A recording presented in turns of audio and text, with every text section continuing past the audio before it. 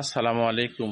আপনার পাখি সুস্থ সবল আছে, সব সময় সুস্থ সবল দেখেন। যখনই ঘরে ঢুকেন, যখনই দেখাশোনা করেন, আপনার পাখি একেবারে সুস্থ সবল আছে।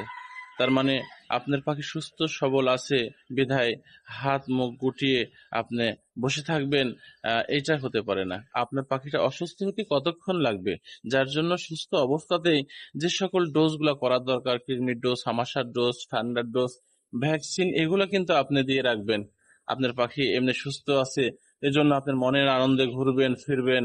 আর অন্য খামারিকে বলবেন আমার পাখি অসুস্থই হয় না, আমার পাখি সব ঠিক আছে, আমি কেন এটা করবো না? কখনো এইটা ভুল করবেন না। আপনার সুস্থ পাখির ওপর ডোজ করে রাখবেন নিয়ম অনুযায়ী, ডাক্তারের পরামর্শ নিয়ে। কতদিন পর পর ঠান্ডার ডোজ করতে হবে, কতদিন পর পর রানীক্ষেত ভ্যাকসিন করতে হবে, কতদিন পর পর আমাশার ডোজ করতে হবে, কতদিন পর পর আপনার এই পাখিকে ওই ট্রিটমেন্টের সেবা যত্নের মধ্যে আয়ত্ত করতে হবে। এদিক খেয়াল রাখবেন, তাহলে আপনার পাখি সুস্থ আছে, সুস্থ থাকবে।